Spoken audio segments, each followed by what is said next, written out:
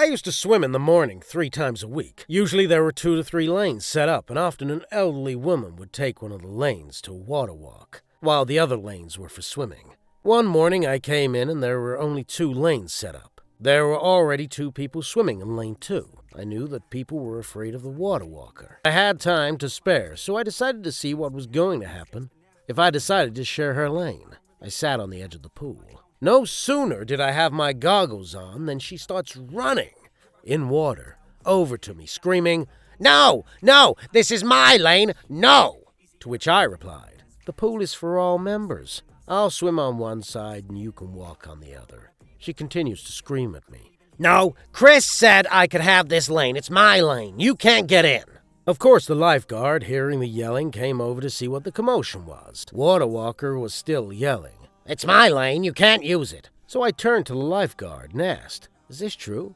Can I share this lane?" The lifeguard, of course, told her that she had to share the lane, or she couldn't walk. She then went back to her perch, assuming it was taken care of. I pulled my goggles on, got in the water, readied myself to swim, and Water Walker was still yelling. I just said to her, "I don't have time for this. I'm swimming." So she stands in the lane, legs out, arms out, trying to block me from swimming past her.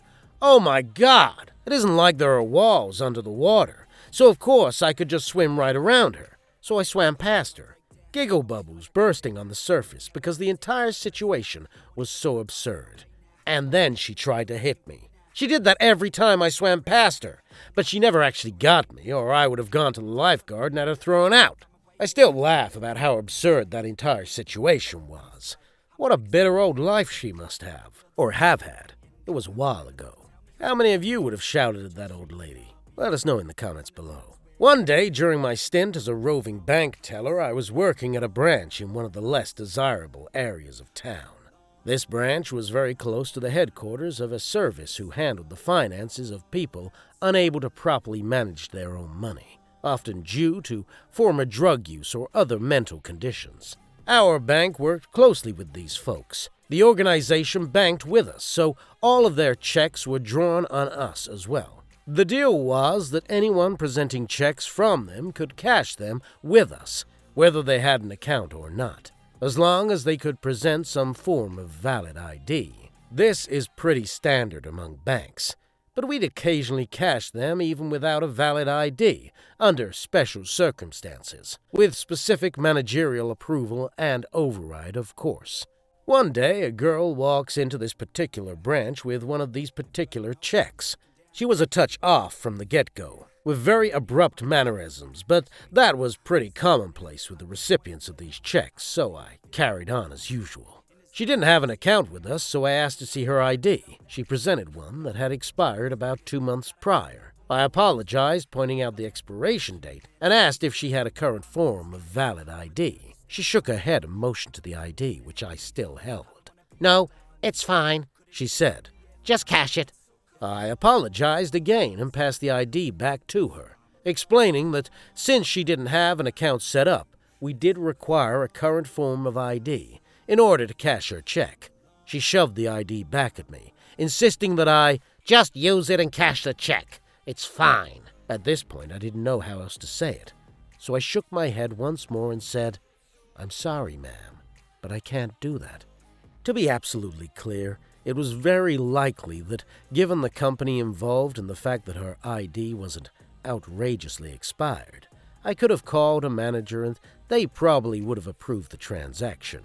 In fact, that was an extra string that I was usually more than willing to pull. But in this case, with the woman becoming progressively more aggressive and less reasonable, I was extremely disinclined to do so. The woman then leaned her whole body across the counter to get her face as close as possible to mine. "You will cash this check, and you will give me my money, and this ID is fine," she hissed, 6 inches from my face. I leaned away from her furious scowl and replied, "I need a current ID, ma'am. I'm sorry." She threw her body back from the desk with a furious stomp and, waving her check in the air, began berating me wildly. "You will cash my check because it's your effing job. You'll do it, and do it right now if you want to keep your job. I'll talk to your manager, and I'll have you fired. Do you hear me? You won't have no effing job no more, unless you cash my effing check right effing now. In fact, never mind you. I want to speak to your manager. I want to speak to them right now. You're not going to have a job anymore. I'm going to get you fired. Get your manager up here right now. I took a moment to collect my jaw from the floor, shook my head, and replied simply, "Okay." I picked up my phone and dialed my manager's extension, all as the woman continued to mutter about how she will be getting her money, and that's right, you better call your manager. And all the while I was crossing my fingers and mentally begging for my manager to be gone. You see, our managers were, for the most part, pretty well sold-out corporate shills. If they heard a teller being ripped apart verbally, they'd miraculously materialize out of thin air to pacify the customer and pretty much give them whatever they wanted to make them happy, which served to pretty well throw the teller, who'd been merely observing the established guidelines of their job, solidly under the bus in that customer's eyes. In other words, it didn't matter how badly we were treated. The customer was always more important, and we were on our own. That's why that day when the manager's line went to voicemail, I grinned and sighed inwardly with relief. This was my show now. Turning back to the woman, I replied calmly, "I'm sorry, my manager is out, and I'm not sure when she'll be back. I cannot and will not be cashing that check for you today without a valid ID. There's another bank branch about 2 miles west that you can try where the tellers will tell you the exact same thing. Is there anything else that I can help you with today?" The woman was nearly beyond coherency. Still clutching her check, she ran it and spluttered her way, all the way to and out the door. Last I saw of her, she was still gesturing wildly as she jaywalked across the 5-lane street in front of the branch. Moral of the story? Be nice to people. Although that should be true regardless of whether or not you want anything from them. Your odds of getting above and beyond service will increase tremendously. A truth that just about anyone in the service industry will attest to. Have you ever been treated like that in your job? Leave a comment below. That is the end of the video. I hope you liked it. Subscribe for more content like this, and hit the like button to help us out.